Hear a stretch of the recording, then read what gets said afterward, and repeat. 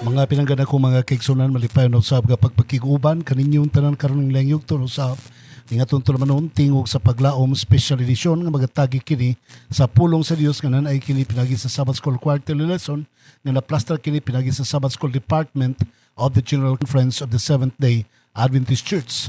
Ang atong suhito nga pagadugukan karon mga pinangga ko mga kaigsunan mao kining gitawag og the covenant law, ang balaod sa pakigsaad. Pero sa di pa tamo padensunahan, gusto na ko ipahibalo kaninyo nga karong adlaw igpapahulay, kauban ko ninyo din sa Seventh-day Adventist Church, Datagan, Pagadian City, alang sa tuang special Sabbath Fellowship. Okay, see you here mga kapamilya, taga Lanao del Norte, Lanao del Sur, Zamboanga del Sur, Zamboanga del Norte, o imusab sa Sibugay Province. Magkita ta ninyong tanan din subon ko sa Seventh-day Adventist Church, Datagan, Pagadian City. Okay, mga pinangga ko mga kigsunan sa pagpadayon, atong dapiton balang espiritu sa pagpakiguban kanato, magamputa. Dalaygon og balaan namo nga Dios nga ikaw sa kitasan sa mga langit, daghang salamat Ginoo sa panalangin sa pagpakiguban mo kanamo. Dalaygon ikaw sa walay katapusan nga nagabubo o nagapabuhagay sa imong grasya kaluoy sa tanan. Ug ang tanan wala makulangan kay ikaw nagapakaon, nagapangga sa material mayong usab sa espirituhanon nga mga butang. Ginoong Dios tining taknaa adlawng igpapulay takos ka pagasimbahan ug pagadaygon kay ikaw wala magkulang sa among panginahanglan kay ikaw nagaatiman nagaamuma kanamo. O Dios, dalaygon ikaw sangtod sa kangturan. Tambali in taon, nangamuyo kaming ikaw mag-ayo sa mga balatian sa mga nagmasakiton o magapanalangin sa tanang mga supporters o magahatag kaalam panalangin sa tanang mga nagapaminaw ni mong tulumanon. Sa tanang kawanin ng istasyon nga dinaplay kining broadcast, ikaw magapanalangin o sa tanang usab nga mga nagadumala sa LCM FM, mga volunteers o mga nagadumala sa The Loud Cry Ministries, mayon usab sa nagadumala sa Sabbath School Department sa tibuok kalibutan, sakop sa General Conference of the Seventh-day Adventist. Ginoong Dios, ikaw magapanalangin sa matag usa nga nagpaminaw, sa nagasuporta o nagaampon ni nga tulumanon. Salamat sa pagpasaylo mo sa mga sala, kining tanan na magitugyan kanimo gilawman nga madawat. Pinagi sa ngalan ni Jesucristo nga among maluluwas. Amen. Okay, mga pinanggana ko mga kaigsunan nga tuang memory text nagkanayon. Know therefore that the Lord your God is God. He is the faithful God, keeping His covenant of love to 1,000 generations of those who love Him and keep His commandments. Deuteronomy chapter 7 verse 9. Sa Bisaya pa, sayri sa tanan nga ang Ginoo nga imong Dios mao ang Dios.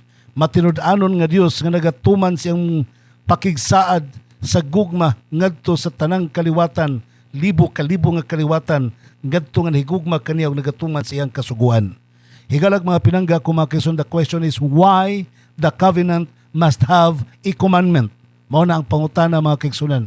The important praise sa Psalms 23 mga kaigsunan nagkanayon nga He leadeth me in the path of righteousness for His name's sake. So, gideclare ni Mr. David nga ang Diyos nagauban kaniya, kanimo, kanako, sa dalan sa pagkamatarong. Once we are in a covenant relationship with God, we are walking with Christ on the path of righteousness. God is always leading us to the path of righteousness. God is always guiding us to walk with Him as He walked. Nagadgiya ang Diyos kanato ngadto sa dalan sa pagkamatarong o sa paglakaw sama siyang paglakaw. Sa sumala pa sa Psalms 119 verse 35, matod pa sa magsusulat, make me to go into the path of thy commandments, for therein do I delight. Dad ako giyahi ko ngadto sa dalan sa imong kasuguan, kay diha ang akong kalipay. So sa ato pa mga kaigsunan, the path of righteousness is the path of the commandments. Although yes, it has been understood that the 10 commandments cannot provide righteousness, cannot make us righteous, but the way of being righteous, the way of path of life of being righteous is the commandments.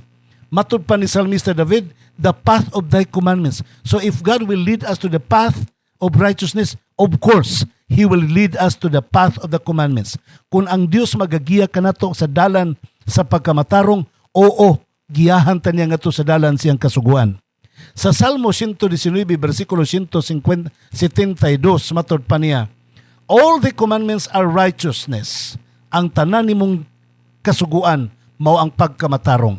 So imong masabtan mga kaigsunan, sa usbon ko, kung ang Dios nag-promise nga human kaniya nagkigrelasyon diha sa usa ka pakigsaan sinaaray, dadon kanya sa dalan sa pagkamatarong.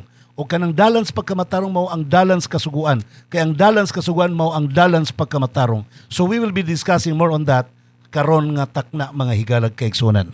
Okay? Now, atong tutukan din karon mga pinangga na ko mga naminaw nga ang punto sa Dios mahitungod ini nga covenant. It is a relationship between two, God and you. Ikaw ug ang Dios mga kaigsunan. You look, God promised, I will cleanse you. I am to purify you. Now, God will place upon you before your presence what we call the mirror. Okay, limpyuhan ti ka, liguon ti ka, pero tagaan ti ka salamin to check yourself kung nalimpyo ka na ba yun. Okay? Nahugaw ka ba, nalimpyo ka ba? To prove nga ikaw nalimpyo na. Just like with the 10 Commandments.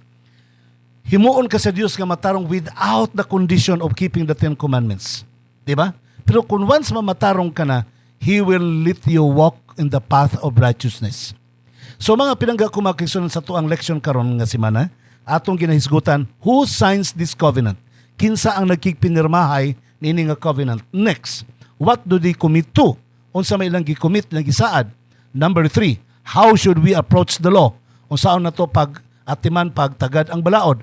What is the role of the law, the purpose of the law, and the keeping of the law? Muna itong hisgutan mga pinangga kong mga kapamilya kaigsunan.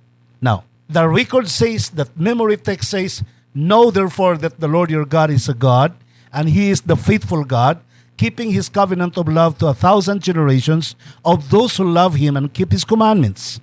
Hibaw-i sa tanan, nga ang Ginoo nga imong Dios may Dios, og matinud-anon sa pagtuman sa saad sa tanan nga mga nakasulat sa pakigsaad sa gugma. So sa 1,000 generations, sa libo ka mga kaliwatan, ngadto sa mga nahigugma kaniya nagatuman sa iyang kasuguan. Revelation sa Deuteronomy chapter 7 verse 9. Now the question is, who signs the covenant? Kinsay ni pirma sa covenant? Matud pa sa Isaiah chapter 56 verse 7, matud pa sa Dios pinagi ka man lang na Isaiah, even them I will bring to my holy mountain and make them joyful in my house of prayer. Their burnt offerings and their sacrifices will be accepted on my altar.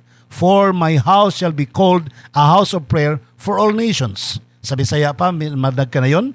Bisan pa kanila, ako silang dadon sa akong balaan nga bukid. O buhaton ko silang nga malipayon diha sa akong balay nga lampuanan. Ang ilang mga sinunog nga mga halad, mga sakripisyo, akong pagadawaton diha sa akong halaran. Kay ang akong balay, mahimong tawgong balay sa pagampo sa tanang kanasuran. Sa ato pa, God was not only intending to have a covenant between Him and Noah. Wa siya maghimo og covenant ka para lang kang Noah, para lang kang Abraham, para lang sa katawan sa Israel, but for the entire people around the globe, around the world. So ang Dios mga kigsunan may pinakaunang design sa covenant. Genesis chapter 6 verse 18, ngadto kang Noah, siya ang pinakaunang nagperma sa covenant. Sa Genesis 17 verse 2, kang Abraham, siya ang pinakaunang nagpirma sa covenant. Exodus 6:4 and 5, 19:5, sa Exodus, ang Diyos may pinakaunang nagpirma sa covenant. And who accepted the covenant? It was signed by specific people in the past. Gipirmahan sa mga tao sa unang nanglabay. Okay, I hope you can understand what I would like to say, nga gipirmahan. But pasabot gidawat, giconfirm. Okay. Gikumpirma ni Noah, ni Abraham, ni Isaac, ni Jacob. Later, gikumpirma sa mga katauhan sa Israel. And finally, in our time today, in the last days, near to the coming of Jesus Christ, finally, ang tanang katauhan sa tibuok kalibutan, kinahanglan mo pirma sa maong pagpakigsa-aray ngadto sa Dios. Isaiah 42 verse 6, 1 Peter chapter 2 verse 9, everyone is a chosen generation. Everyone is a royal priesthood. Everyone is a whole member of the holy nation of God, a peculiar people of God, chosen people generation of the Lord. So ang tanan pinili sa Dios.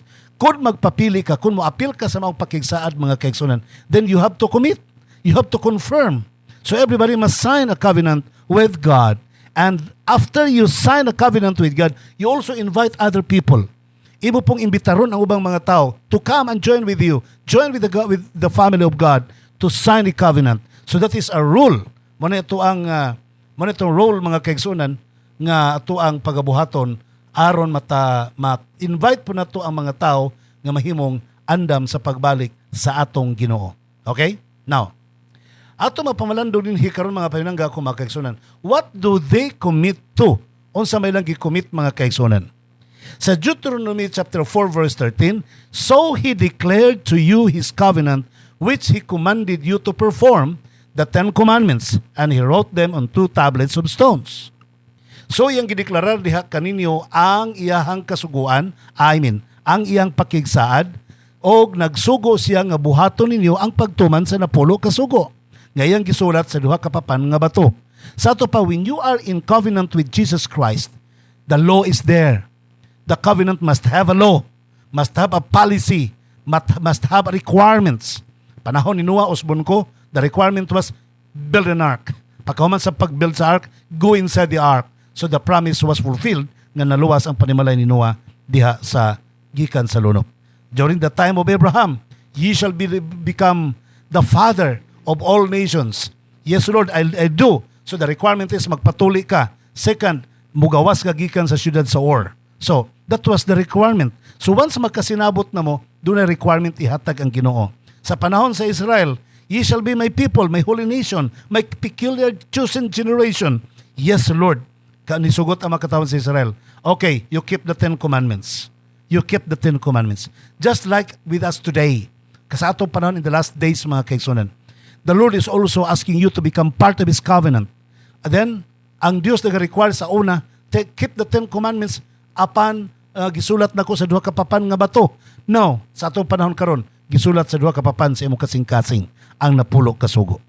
So busa mga pinangga ko mga kaigsunan, ang dugay na kaayo nga mga ang covenant nga dunay requirement nagpadayon hangtod karon. Yes, the law does not say nga maoy makapamatarong kanimo. You're saying yes to the Lord, human gi-offer niya ang grasya nga maghimo mo ko sa ka-covenant, diha ka nahimong matarong by grace. When you believe, by faith, nahimo ka matarong. Human ka na matarong, you will walk upon the requirements of God. Kaya ang taong matarong mga kaigsunan, mulakaw sumala sa kabubuton sa Diyos. Mulakaw sumala sa balaod sa Diyos. And that is true. Sa Deuteronomy chapter 30 verse 16, matud pa, in that I command you today to love the Lord your God, to walk in His ways. You look at that. Love the Lord your God and walk in His ways, and to keep His commandments, His statutes, His judgments, and you may live and multiply, and the Lord your God will bless you in the land which you go to possess. Deuteronomy chapter 30 verse 16. Sa to pa kung makikrelasyon mo kanako, mag-covenant duha, ingon ang Dios, yes, this is a this is a covenant of love. Gugma ni sa panagrelasyon ni sa itong paghinigugmaay. Covenant of love. When you are in covenant love relationship with me, I will lead you to walk in my ways. Maglakaw ka sa akong dalan. Maglakaw ka sa akong pagkamatarong. Magtuman ka sa akong kasuguan, sa akong kabubuton, sa akong paghukom, og mabuhi ka, og busanay ka sa tibuok kalibutan sa yuta nga akong gihatag kanimo. So ang rule sa napulo kasugo mga kaigsunan in the covenant, ang rule di ay sa napulo kasugo, mao ang pag-maintain sa inyuhang relationship. Narelasyon ka na nga to sa Diyos without requirements. Na-reconnected ka nga to sa Diyos without conditions. Na-restore ka nga to sa Diyos without asking something from you. Wala. Pero kung sa diha nga na-reconnect ka na nga to sa Diyos, sa diha nga na-restore ka na nga to sa Diyos, sa diha nga naglakaw na kakauban sa Diyos, then the requirement comes in. You have to walk upon my ways and you have to keep my commandments. Ang balaod mga kaigsunan, dili himong lisod. Ayun yung lisod-lisura ang balaod. Ang inagingon ang balaod, ayaw pangawat. So, hayahay. Mas lisod ang mangawat. Ang balaod nag-ingon, ayaw panapaw. Hayahay. Mas lisod ang manapaw. Pag-ingon nga ayaw pamakak, hayahay ka na nga kinabuhi. Mas lisod ang mamakak. Di ka magtrabaho sa ikapito kaadlaw, magpahulay ka, labi na ng hayahay. nga kinabuhi mga kaigsunan. Kaya doon na kay rest day. Di ba? So di na ito lisulisuron ang napulo ka sugo. Ang napulo ka sugo gihatag sa Dios para mahimong requirement sa matag usa to maintain, to protect, to sustain the righteousness of God that He has imputed to us. Aron ang pagkamatarong nga gihatag sa Dios kanato mga kaigsunan, ma-maintain sa diha nga magtumanta sa iyahang kasuguan. Okay. Now, the purpose of the law. Unsa may katuyuan sa kasuguan mga kaigsunan? Sa Malakay chapter 3 verse 6, "For I am the Lord, I do not change. Therefore you are not consumed, O sons of Jacob." Ang Dios mga kaigsunan, wala dili siya ma-change. Ang Dios gugma, ang Dios hingpit, ang Dios matarong. Ang Dios maayo. Busa ang napulo ka sugo is a transcript of God's character. Kopya siya sa balaod, ang balaod mga higala, kopya sa kinaiya sa Dios. So sa may kinaiya sa Dios mga kaigsunan, ang kinaiya sa Dios dili ma-change. So the 10 commandments will not be changed too. Ang Dios mahigugmaon. So ang 10 commandments mahigugma pod. Ang Dios hingpit, ang 10 commandments perfect pod. Ang Dios matarong, ang 10 commandments matarong pod. Roma 7:7. Roma 7:12 I mean. So ibang makita din karon mga kaigsunan that the law, the purpose is not to deliver us from sin. Dili ta luwason gikan sa tong sala pinagi sa balaod. Apan kun human nata maluwas gikan sa sala, nanata sa kaluwasan, gisuluban nata sa pagkamatarong, proteksyonan nato ang pagkamatarong. Ang napulo ka sugo may proteksyon nato nga ang atong pagkamatarong dili mawala, dili mahugawan sa sala ning kalibutan. Ang primerong papan sa bato sa napulo ka sugo kay man nakapapan. Ang primerong papan sa napulo ka sugo, di ka magbaton og laing Dios. Primero na, ikaduha. Muna sulod sa primerong papan nga bato. First commandment, di ka magbaton og laing Dios. Ikaduha, dili ka maghimog larawan aron dito ka magsimba. Number 3, dili mo gamiton ang ngalan sa Dios pagpasipala. Number 4, dili mo kalimtan ang adlaw ang ipapawlay. Mauna ang primerong hugna sa napulo ka sugo. Primerong upat ka mga sa sugo, upat ka sugo sa napulo ka sugo. Kung imong masabtan, kung imong sabton, nagsulti na, nagprotect na sa imong relasyon ngadto sa Dios nga dili mawala. Once you are in commitment with God, para dili maputol imong relasyon ngadto sa Dios, na reconnect man ka without condition. Now, kanang imong reconnection dito sa Dios, kanang imong relasyon ngadto sa Dios, para dili na maputol, kinahanglan tumano nimo ang upat ka mga sugo sa napulo ka sugo. Primerong upat ka mga sugo. Usbon ko, di magbaton og laing Dios para di maputol inyong relasyon. Dili magbaton og larawan sa pagsimba nini aron dili maputol inyong relasyon sa Dios. Dili gamiton ang ngalan sa Dios pagpasipala aron dili maputol inyong relasyon sa Dios. Gamit hinumduman mong adlaw ang ipapawlay, ayaw kalimti balaan na kini aron dili maputol imong relasyon ngadto sa Dios. That is the way how you love God. Ang ikaduha ka papan nga bato mga kaigsunan, nag-express na pod, nagtudlo na pod, nag-protect na pod sa imong relasyon sa imong isig ka tao. Kaya kung ikaw matuod nga alagad sa Dios, kinahanglan maayo kang relasyon sa imong isig ka tao. Aron dili maputol imong relasyon ngadto sa imong isig ka tao, tahora imong ginikanan. That's number 5. Number 6, ayaw pagpatay. Number 7, ayaw pagpanapaw. Number 8, ayaw pagpangawat. Number 9, ayaw pagpamakak. Number 10, ayaw pagkaibog sa butang sa imong isig ka tao. Sa ato pa mga pinanggala ko mga kaigsunan, ang ikaduha ka papan nga bato sa napulo ka sugo nagtug-an sa pagproteher sa imong relasyon sa imong isig ka tao. Ang imong pagkamatarong dili lang kaysa atubangan sa Dios, atubangan po sa imong isig ka tao. Ang imong pagkamatarong mga kaigsunan nga ginhatag ni Kristo is for both human eyes and for divine eyes. Aron dili mahugawan imong pagkamatarong hinatag sa Dios sa mata sa langit, tumanang primerong upat ka mga napulo primerong upat ka sugo sa napulo ka sugo. Aron dili maguba imong relasyon, imong pagkamatarong sa atubangan sa mga tao, tumanang ang another 6 commandments sa napulo ka sugo, gikas ikalima ngadto sa ikanapulo. That's very simple. That's very simple mga pinangga ko mga kaigsunan. Now, keeping the law is not a requirement of salvation. Don't forget that. Sa Salmo 119:44 matod pa, I will always obey your law forever and ever. Kung matarong ka na mga kaigsunan, mutuman jud ka sa balaod sa Dios hangtod sa kahangturan. Ang grasya sa Dios may magahimo kanimo nga makapamatarong kanimo hangtod sa kahangturan, o kanang grasya sa Dios may makapahimo kanimo nga makatuman ka sa napulo ka sugo. When you say nga naa kay grasya, then you are not keeping the 10 commandments, then you're a liar. Na nag-claim lang kang na kay grasya, but actually you don't have the grace of Christ. Kaya ang taong doon ay grasya sa Dios, mutuman sa napulo ka sugo, muundang sa pagpakasala mga kaigsunan. Ang taong doon ay grasya, gikan kang Kristo. Busa mga pinangga na mga kaigsunan, ato maaninaw, ato mapamalandong, kini nga mga punto. Si Sister Ellen White sa Ministry of Healing, chapter 7, page 114, matod pa niya, let it be made plain that the way of God's commandments is the way of life. God has established His laws of nature, but His laws are not arbitrary exactions. Every thou shall not, whether in physical or in moral law, implies a promise. If we obey it, blessing will attend our steps. God never forces us to do right, but He seeks to save us from the evil and lead us to the good life. Atong bisayaon mga kaigsunan, himuang sayon kayo ang pagsabot ninyo sa pulong sa Dios sa kasuguan. May tungod sa dalan sa kasuguan. Nga ang kasuguan, maoy dalan sa kinabuhi. Ang Dios nagpabarug og kasuguan sa kinayahan aron ang maong balaod dili mahimong supak o mahimong kadautan.